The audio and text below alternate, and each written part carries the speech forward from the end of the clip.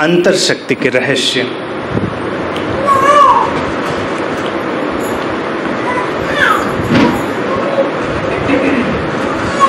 अंतर शक्ति या आंतरिक शक्ति या इनर पावर, उसे आप जो भी कहना चाहें आप।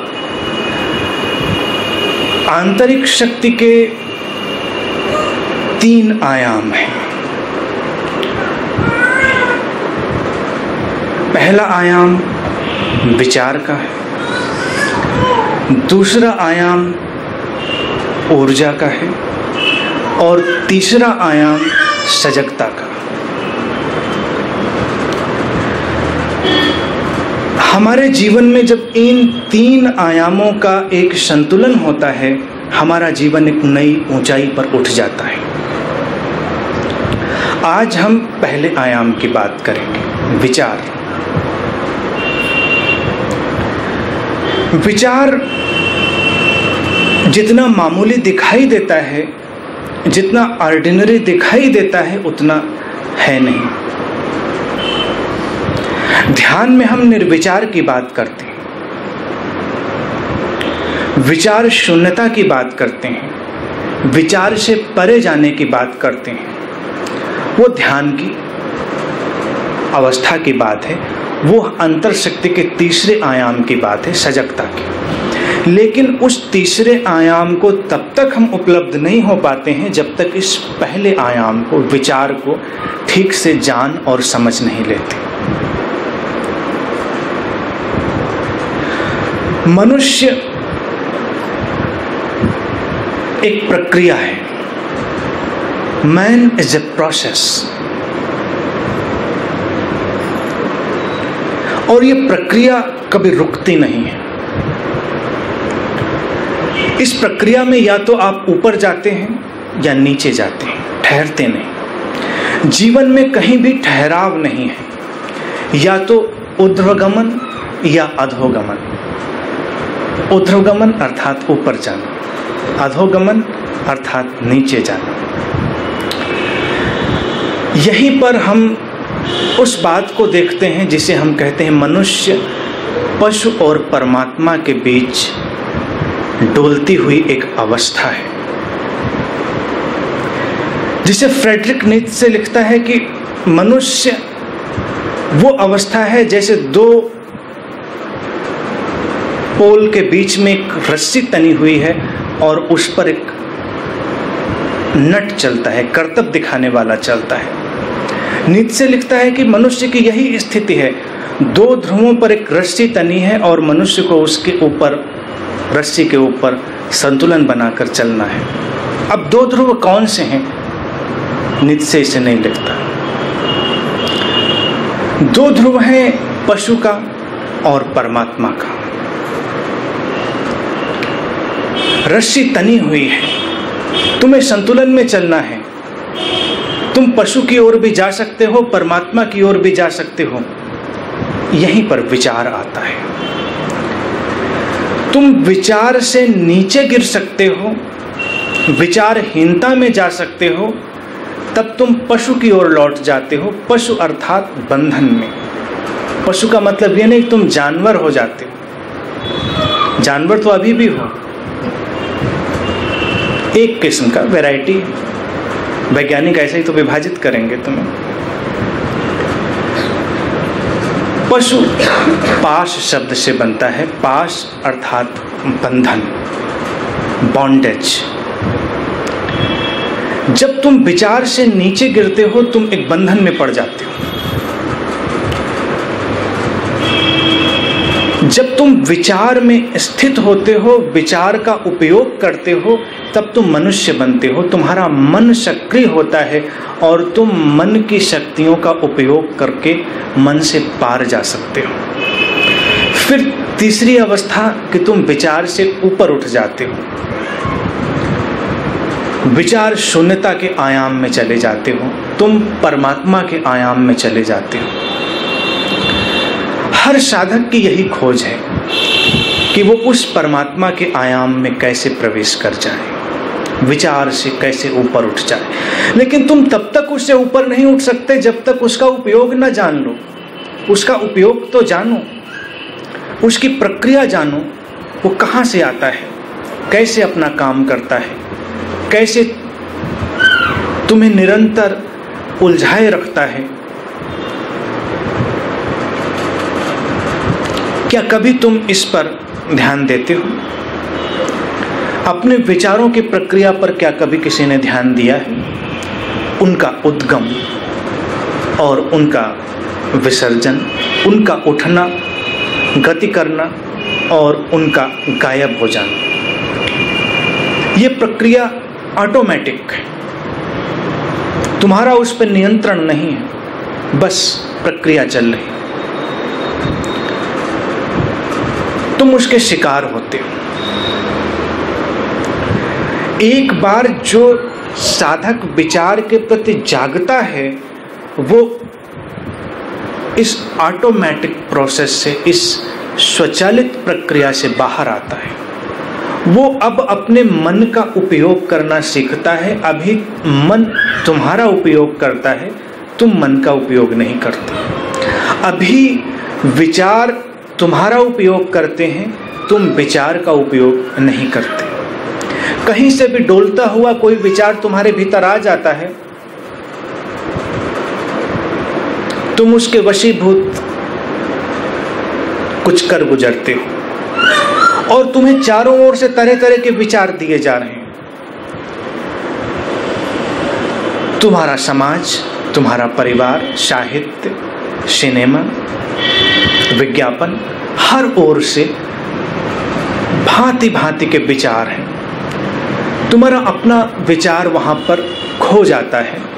तुम्हें पता ही नहीं चलता कब तुम उधार के विचारों से संचालित होने लगे हो और तुम रोबोट में बदल गए हो। मनुष्य होने की सबसे बड़ी त्रासदी है यंत्र में बदल जाना, रोबोट में कन्वर्ट हो जाना। मनुष्य होने की सबसे बड़ी उपलब्धि है यांत्रिकता से मुक्त हो जाना, सारी मैकेनिकलिटी से मुक्त हो जाना और अपने भीतर की दिव्यता से संचालित होने लगना, अपने भीतर की चेतना से अपने जीवन को चलने देना। राजनेता, समाज, परिवार की जो व्यवस्थाएं हैं, वो तुम्हें यंत्र में बदलते हुए देखना चाहती हैं। तुम जब यंत्र में बदलते हो, तुम कुशल होते हो, तुम विद्रोह नहीं करते। धार्मिक गुरु भी तुम्हें यंत्र में बदल देते हैं, राजनेता भी यंत्र में बदल देते हैं, विज्ञापन कर्ता तुम्हें यंत्र में बदलते हैं। तुम्हारे भीतर एक आवाज डाल दी जाती है, तुम निरंतर उस आवाज को अपने भीतर दोहराते रहते हो और फिर तुम उस आवाज के कारण ही, अपने भीतर चलती विचारों की अंतरधारा के कारण ही कुछ न कुछ करने लगते हो। तुम्हें पता भी नहीं होता कि मैं ऐसा क्यों कर रहा हूं। लोगों से पूछो, वो बहुत सारी बातों में यकीन करते हैं, बहुत सारी मान्यताओं में वो भरोसा करते हैं, लेकिन वो क्यों करते हैं ये उन्हें नहीं पता। उन्होंने कभी ठहर कर देखने का प्रयास नहीं किया होता, बस विचारों की अंतरधारा धक्का दे रही है और तुम उस धारा के धक्के में बहे चले जा रहे हैं। जीवन में अभाव हैं, दुख हैं, पीड़ाएं हैं, संबंधों की निराशा है, शारीरिक कष्ट हैं, मानसिक क्लेश हैं और तुम्हें हमेशा इन बातों का कारण कहीं बाहर ढूंढना सिखा दिया जाता है। कारण तुम्हारे अपने भीतर है। तुम्हारे अपने चलते हुए विचार एक दिन आकार ले लेते हैं।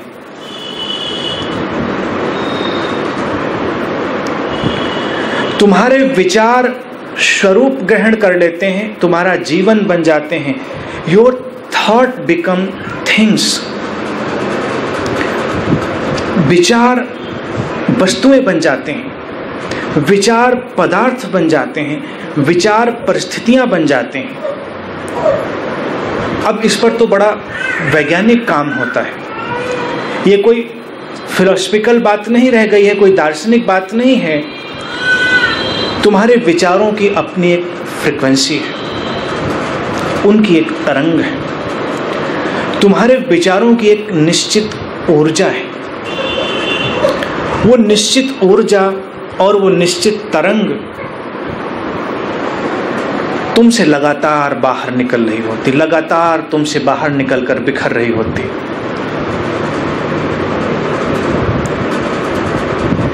अभी भी यहां तुम बैठे हो,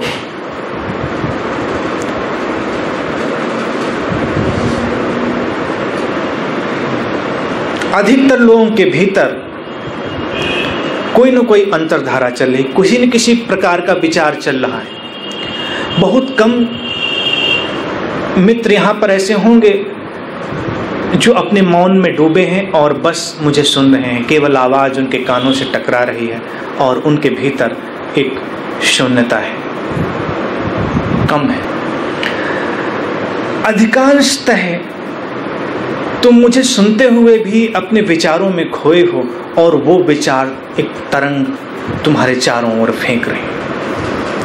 अब एक विज्ञान का नियम है,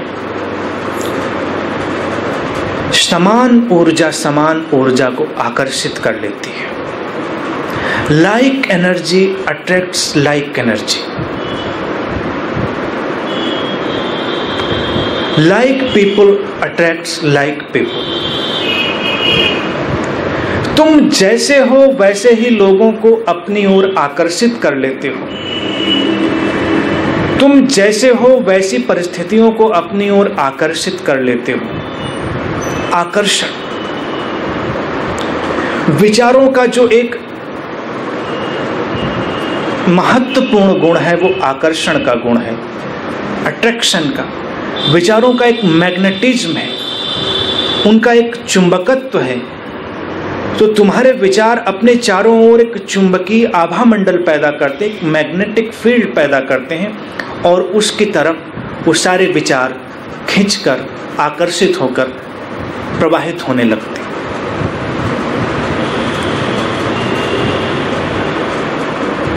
तुम इधर देखना नहीं चाहते, इसीलिए तुम बहुत सारी चीजें आविष्कृत करते हो।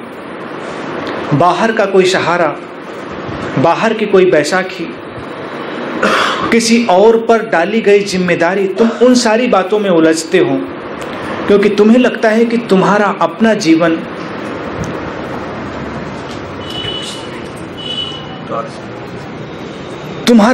जीवन अगर तुम्हारी अपने ही ढंग से चल रहा है तो मुश्किल है, फिर तुम्हें कुछ करना पड़ेगा। करने से हर व्यक्ति बचना चाहता है।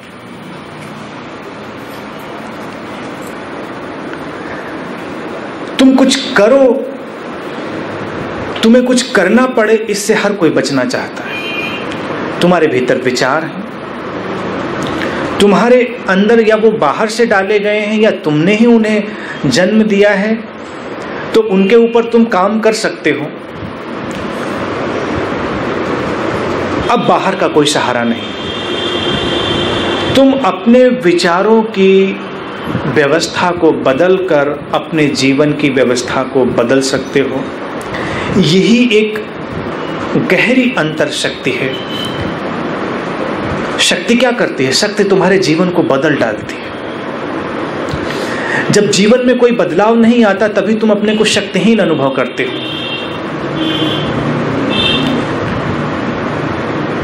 शक्ति का एक ही गुण है कि शक्ति बदलाव करती है। जैसे विद्युत शक्ति है, आग है, या किसी भी प्रकार की शक्ति है। शक्ति अगर कहीं पर है तो परिवर्तन करती है, बदलाव लाती है। तो तुम अपनी विचारों की शक्ति को बदल सकते हो। बदल तब सकते हो जब तुम विचारों की पूरी प्रक्रिया को देखो, कैसे विचार तुम्हारे भीतर है।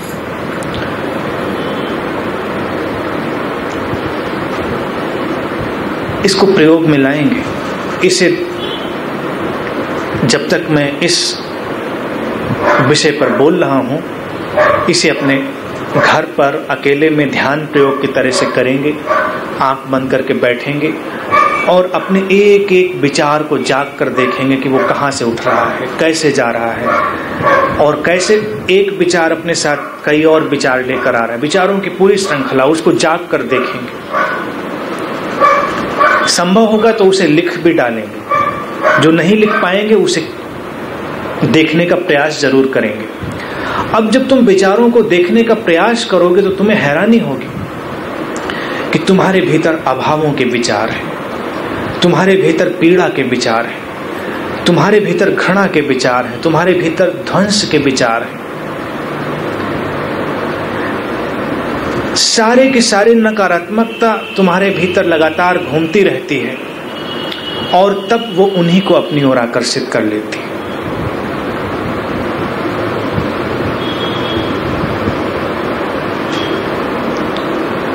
कई बार तुम्हारे धर्म भी तुम्हें नकारात्मक बातें सिखा देते हैं। तुम ऐसा मत करो, तुम वैसा मत करो, तुम झूठ मत बोलो, तुम चोरी मत करो, तुम हिंसा मत करो। लेकिन इन सारी बातों में तुम्हारे भीतर जो विचार चलता है वो चोरी का, हिंसा का, घृणा का, तुम उन्हीं में खोए हो।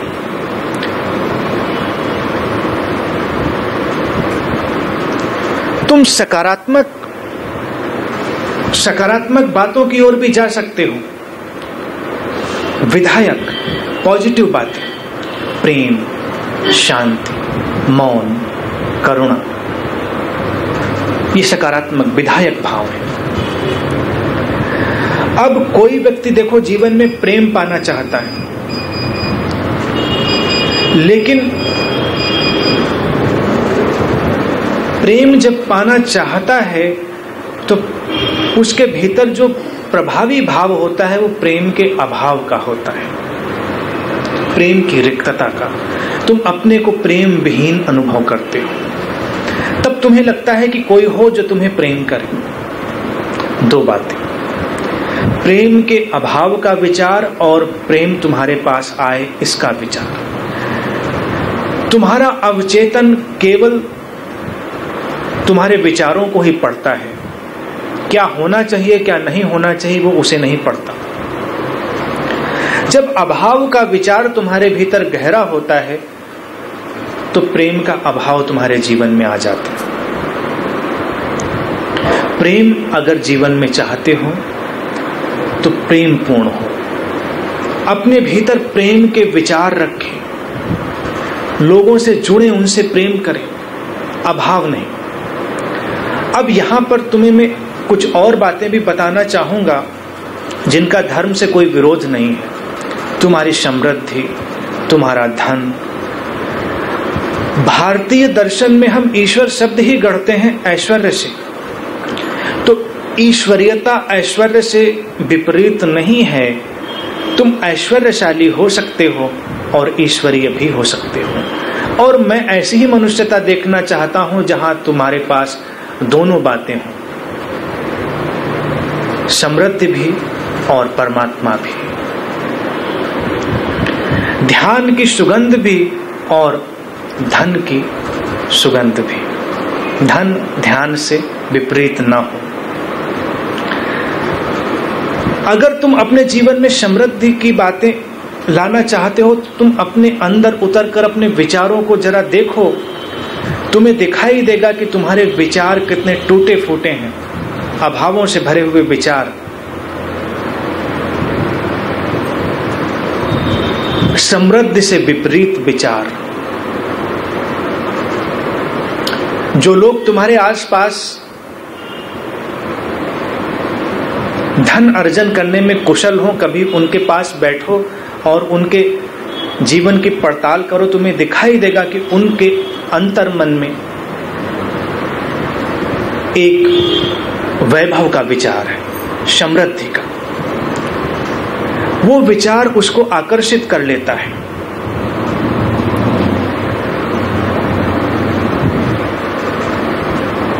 इसी तरह से तुम्हारे जीवन में स्वास्थ्य और बीमारियां हैं। बीमारियां तब घटती हैं जब तुम अस्वास्थ्य के विचारों से भर जाते हो। कुछ लोग ऐसे होते हैं जो स्वस्थ रहने के प्रयास में ही अपने अस्वास्थ्य का बहुत विचार करते हैं। निरंतर विचार उनके भीतर चल रहा है, और फिर एक दिन वो बीमार भी पड़ते हैं, तब वो इसे अपनी सावधानी कहते हैं। वो कहते हैं कि देखिए, मैं पहले से ही सतर्क था, मैंने तैयारी कर रखी थी, मैंने इंश्योरेंस भी करा रखा था और सब कुछ व्यवस्था ठीक थी। अब मैं बीमार पड़ा तो सारी चीजें काम आई। तुमने उनके लिए निमंत्रण पहले से ही बिछा रखे थे, तुम्हारे विचार उन्हें पहले ही वातावरण में फेंक रहे थे।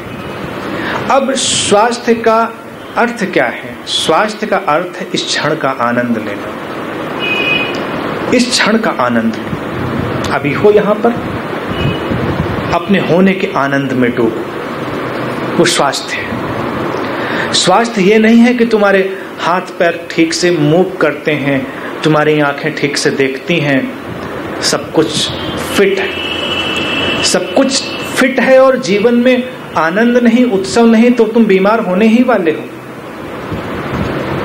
तुम्हारा विचार स्वास्थ्य से विपरीत जा रहा है। स्वास्थ्य का विचार अपने साथ उत्सव और आनंद को लाता है। आनंदित रहो इस क्षण में। फिर वो विचार उसे खींचकर अपने पास लाएगा, उसका अपना एक मैग्नेटिज्म जो है वो काम करना प्रारंभ करेगा। संबंध एक बहुत ही महत्वपूर्ण घटना है हमारे जीवन की। हमारा पुराना जो अध्यात्म था वो संबंधों से कई बार विरोध में दिखाई देता था, लोग संबंधों से बाहर हो जाते थे। लेकिन एक भूल उन लोगों ने की थी संबंधों से बाहर होकर, और जो लोग संबंधों में हैं तो उनके लिए भी एक विचार है, क्या वो संबंधों में सचमुच है, होकर भी क्या वो सचमुच में है। तन मन सब मिल जाए, तन मन सब मिल जाए, इतना होकर भी कोई पास नहीं होता। तन मन सब मिल जाए, इतना होकर भी कोई पास नहीं होता। नैनों के सागर में आसमान बन उतरे कोई, ऐसी घटनाओं का इतिहास नहीं होता। जब तुम्हारे भीतर कोई परम चैतन्य उतर आता है तो उसका कोई हिसाब किताब नहीं रहता, उसका कोई लेखा जोखा नहीं रहता। अभी संबंध क्या है? सारा हिसाब किताब, सारा लेखा जोखा, सारी कानूनी कार्रवाई। कई बार तो मुझे हैरानी होती, लगता है तुम शायद इसीलिए साथ में हो कि कानून तुम्हें साथ रखने के लिए बाध्य कर रहा है, समाज तुम्हें अपने बंधन में लिए है, तुम इसीलिए साथ हो। अगर सारे बंधन एक साथ हटा लिए जाएं, कानून अब कुछ नहीं कहेगा, समाज में कोई कुछ नहीं कहेगा, कहीं कोई मॉरल पुलिस नहीं है, तो क्या होगा उसकी तुम कल्पना कर सकते हो। तुम्हारे साथ रहने का कारण अगर प्रेम नहीं है तो फिर तुम साथ क्यों हो? दो व्यक्तियों के संबंध साथ रहने के कारण केवल प्रेम बने। तो दो भूले, एक जो परिवार छोड़कर बाहर गए, सन्यासी हुए, साधु हुए, समझ से जो बाहर हुआ वो भागा नहीं। बात ध्यान रखें, मैं सारे सन्यासियों के विरोध में बात नहीं कह रहा हूं। समझ से भी तुम बाहर हो सकते हो और नासमझी में भी बाहर हो सकते हो, और कई बार समझ के भी तुम परिवार के अंदर हो सकते हो, नासमझी में भी अंदर हो सकते हो। विरोध नासमझी का है, समझ का नहीं। विचार समझ लाता है, विचार समझ को निर्मित करता है। समझ ये है कि संबंध तुम्हारे लिए दर्पण का काम कर सकते हैं। तुम क्या हो, तुम्हारा अपना आत्मिक विकास किस ओर जा रहा है, तुम्हारे संबंध उसे प्रतिबिंबित कर सकते हैं। और फिर तुम घर में रहो या आश्रम में, संबंधित तो होते ही हो। संबंध चाहे तुम्हारे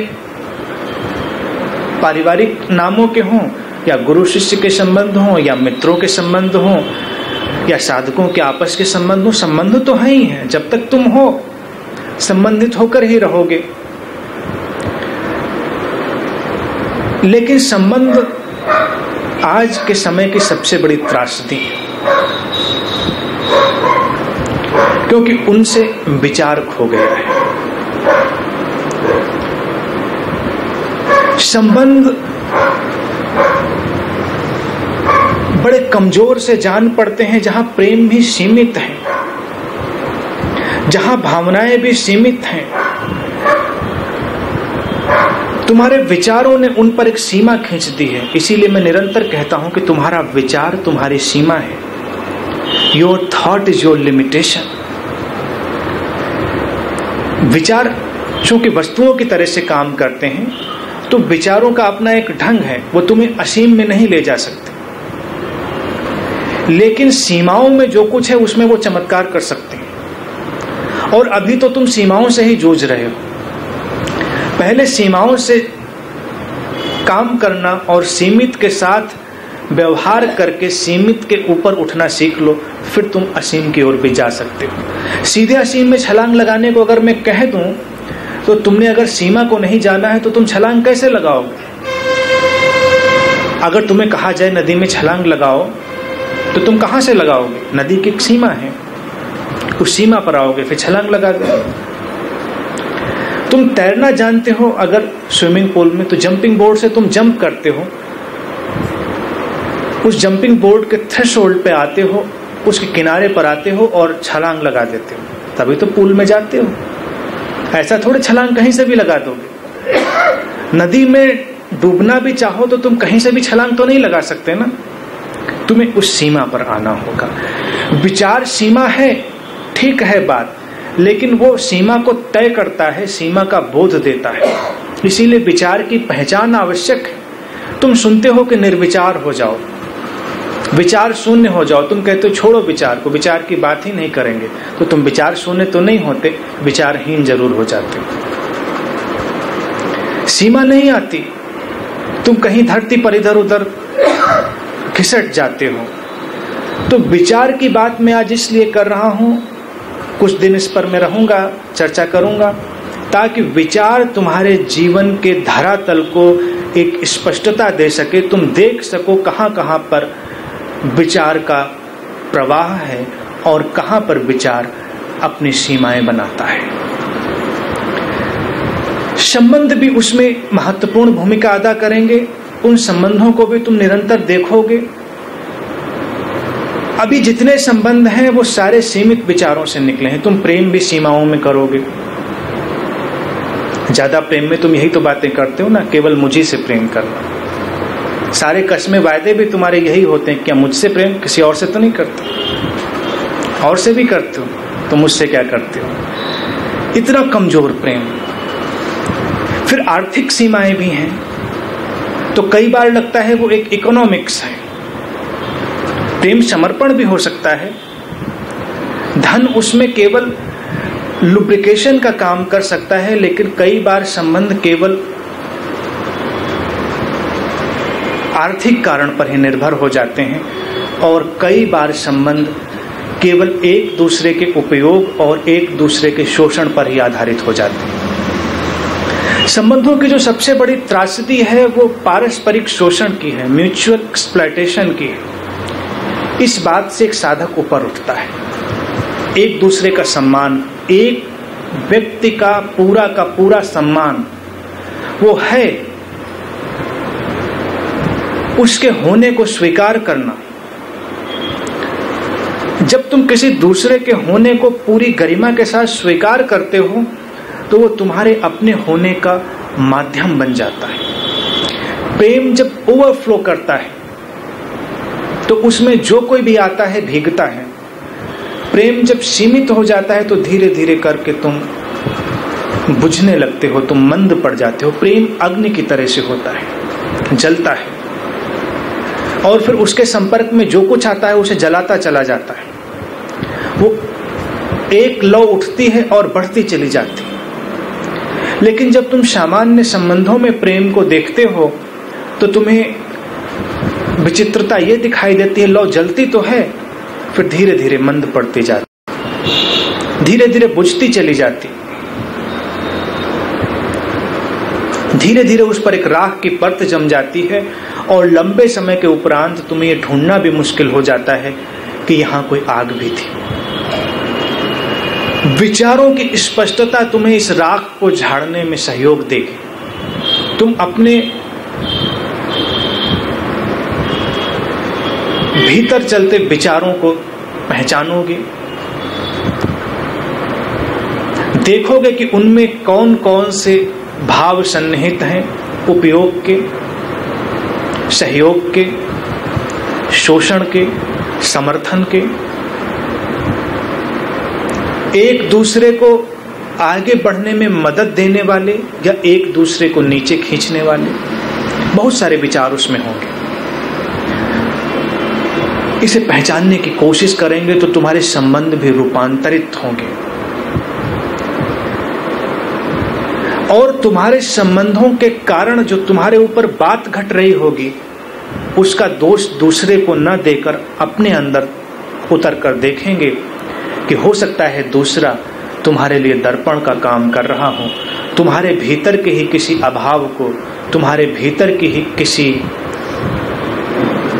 कमी को प्रतिबिंबित कर रहा हो। तुम दुखी हो तो कोई तुम्हें दूसरा दुखी नहीं कर सकता। तो ये दोष मत दो कि तुम किसी दूसरे के कारण दुखी हो, नहीं, तुम अपने ही कारण सुखी या दुखी हो। संबंधों में ये जानो, तुम देखो कि तुम्हारे भीतर दुख होगा, तुम्हारे भीतर का उलझाव होगा जो दूसरे ने बस प्रकट कर दिया है। एक प्रसिद्ध संबुद्ध मित्र हुए अतीशा। अतीशा ने एक ध्यान विधि ही दी, बस छोटी सी ध्यान विधि, लेकिन वो ध्यान विधि बड़ी चमत्कारिक है। वो बस इतना ही कहते हैं, अपने सुखी होने का निर्णय लो, आनंदित होने का निर्णय लो। बस तुम सुखी या दुखी होने का निर्णय स्वयं ले सकते हो तब जब तुम दूसरे की ओर देखना बंद कर दो।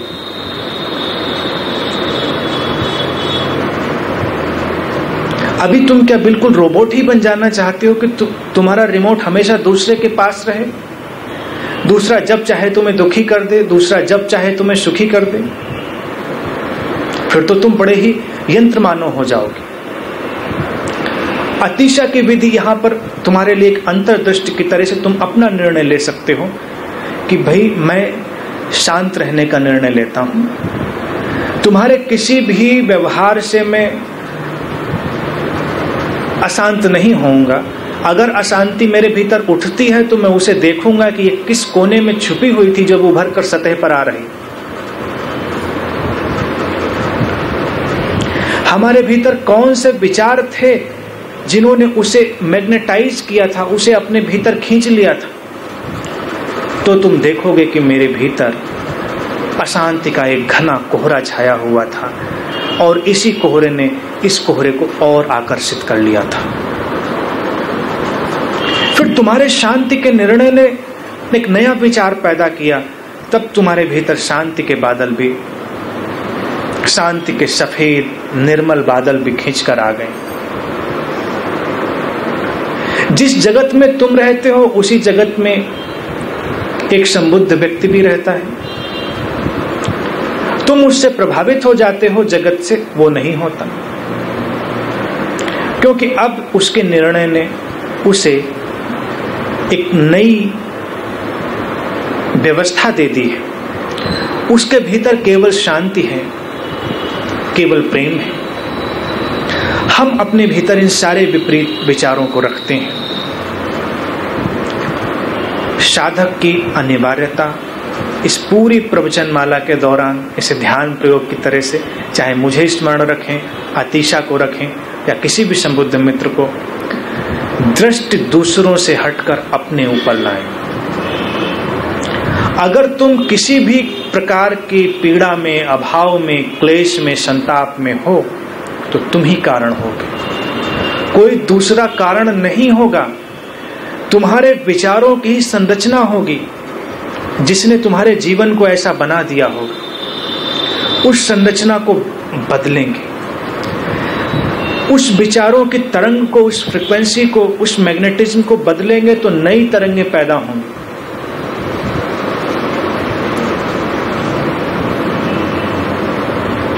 तुम कंप्यूटर से काफी मिलते जुलते हो और कोशिश तुम्हारी ये रहती कि तुम कंप्यूटर हो जाओ।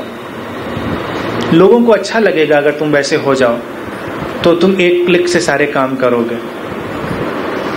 राजनीतिज्ञ और धार्मिक लोग इसी कोशिश में लगे हैं सदियों से कि कैसे वो एक क्लिक करें और तुम उसी हिसाब से चलने लगो, कैसे एक आदेश आए और तुम उठकर खड़े हो जाओ, भीड़ के साथ चल निकलो कि ये करना है वो करना है। तुम्हारी अपनी अंतर्दृष्टि नहीं।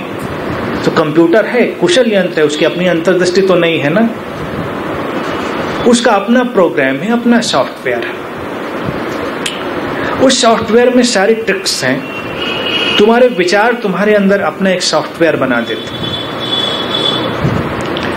उस सॉफ्टवेयर के बहुत सारे लिंक होते हैं। जैसे कंप्यूटर में तुम कोई साइट खोलते हो ना, तो तुम लिंक देखते हो। तुम कोई साइट खोल रहे हो, पढ़ रहे हो, उस पर फिर तुम किसी लिंक पे क्लिक करते हो, उसी से संबंधित तुम किसी नई जगह निकल जाते हो। फिर उस लिंक पर खोलते हो, फिर तुम और लाखों करोड़ों लिंक। ऐसे ही तुम्हारा ये अंतर मन है। वहां विचार पड़े हैं, तुम एक विचार पर क्लिक करते हो, एक लिंक खुल जाता है। फिर उस विचार के अंदर जब तुम जाते हो तो उसी के साथ कई और विचार खुलते चले जाते हो। तुम किसी भूल भुलैया में खो जाते हो। अभी तुम यहाँ बैठे हो, मैंने शब्द केवल लिया कंप्यूटर, तुम्हारे भीतर कंप्यूटर गया और तुम्हें ख्याल आया कि मेरी बिटिया या मेरे बेटे ने नए कंप्यूटर की मांग की थी, या वो अब नया लैपटॉप उसने कहा था। अब तुम बिटिया की ओर चले गए।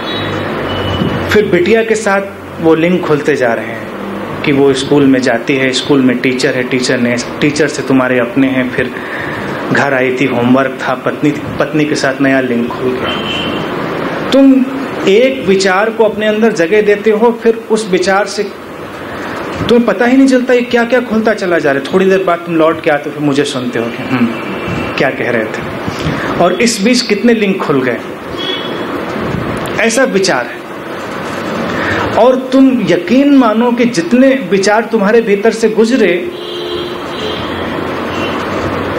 उतने प्रकार की तरंगें तुमने वातावरण में फेंक दी, और उतनी चीजों को, उतनी स्थितियों को, उतनी परिस्थितियों को अपनी ओर आकर्षित करने का तुमने काम कर दिया।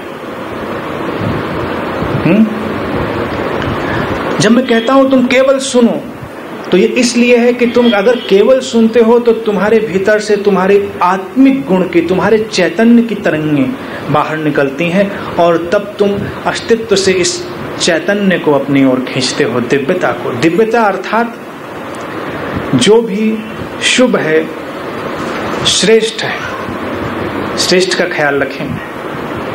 अध्यात्म अश्रेष्ठ की बात नहीं कर। इसीलिए मैं अपने अनंत पथ के मित्रों से चाहता हूं वो अपनी अपनी स्थितियों में जो भी काम करें, श्रेष्ठ करें।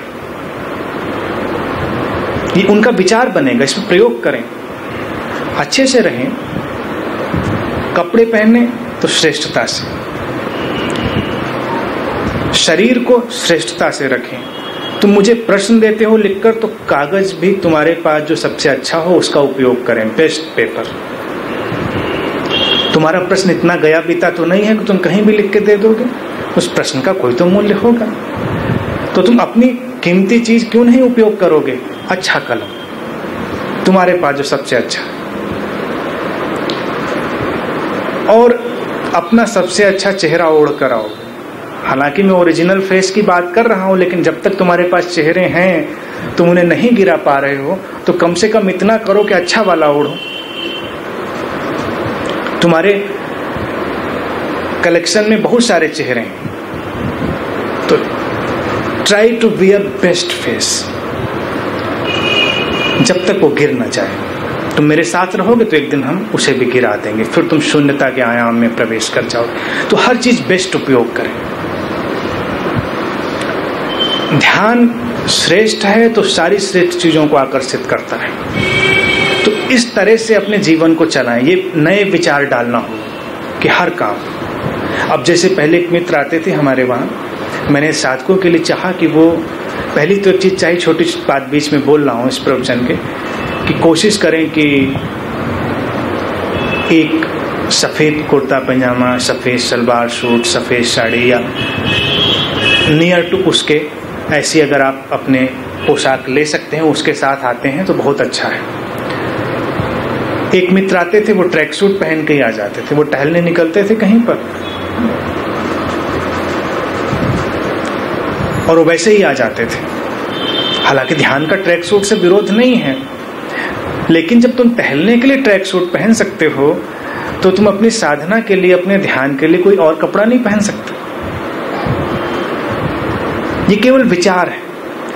तुम जिस बात में जो मूल्य डालते हो तुम्हारे जीवन में वो प्रभावी हो जाता है।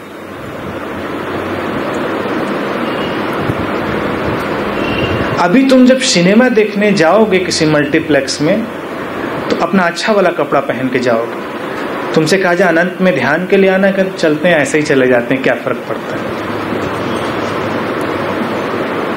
अच्छे श्रेष्ठ विचार, श्रेष्ठ विचारों को जोड़ो तो उसके लिंक श्रेष्ठ विचारों से बन जाएंगे, श्रेष्ठता की ओर जाएंगे। तुम्हारी आत्मोपलब्धि, तुम्हारा सेल्फ रियलाइजेशन, तुम्हारी ज्ञान प्राप्ति, सत्य की खोज, अस्तित्व की श्रेष्ठतम खोज है, उसमें अपना श्रेष्ठतम शामिल करो। ये केवल संकेत है, प्रतीक है केवल, और कुछ नहीं। इनका कोई मूल्य नहीं। जैसे पूजा है, पूजा का कोई रहस्यमय मूल्य नहीं है। पूजा का केवल इतना ही मूल्य है कि उसका एक विधान है, सुंदरता, फूल हैं, दीपक हैं, अक्षत हैं, और भी सुंदर सुंदर चीजें हैं। तुम्हारा स्नान किया हुआ सद्य स्नान, अभी ताजा ताजा नहाया हुआ शरीर है, तुम्हारे ताजे डाले हुए वस्त्र, सब कुछ सुंदर है, श्रेष्ठ है, तब तुम परमात्मा की ओर जा रहे हो। ये प्रतीक है। ये थोड़ा ही कि उसके माध्यम से परमात्मा आ जाएगा, लेकिन तुमने उसको किया ऐसे। पूजा श्रेष्ठतम की ओर जाना। पूजा का अभिप्राय श्रेष्ठतम को अपने जीवन में जगह दे देना, बस पूजा घट गई। लेकिन फिर विचारों के तल पर तुम क्या करते हो? वहां पर तो सारा कूड़ा कबाड़ा, अपना मस्तिष्क बिल्कुल डस्टबिन की तरह से बनाते हो। सारा तो आयोजन चल रहा होता है, लेकिन मस्तिष्क में क्या? वहां तो पूरा कूड़ा करकट, तो उसकी भी सफाई करो। और तुम देखोगे जैसे सॉफ्टवेयर बनाना कितना आसान है, ऐसे ही तुम्हारे भीतर का मामला भी बड़ा ही साधारण है। कोशिश नहीं करते कभी ना, हम प्रयास ही नहीं करते। हम थोड़ा प्रयास करेंगे और देखेंगे चीजें बदल नहीं। तुम अपने विचार बदलते हो, उनकी परिस्थितियां बदलते हो, तुम्हारे जीवन की स्थितियां, परिस्थितियां, संबंध सब बदल जाते हैं, चमत्कार हो जाता है। यही मन की शक्ति है, और वो सब तुम्हारे मन की सीमा में घटे हुए कार्य हैं। तो उस पर काम करें, अभी से कोशिश करें हर बात को श्रेष्ठ ढंग से करने की, सुंदर ढंग से करने की, और अपने भीतर चलते विचारों के अवलोकन की, डिटेल्ड ऑब्जर्वेशन की।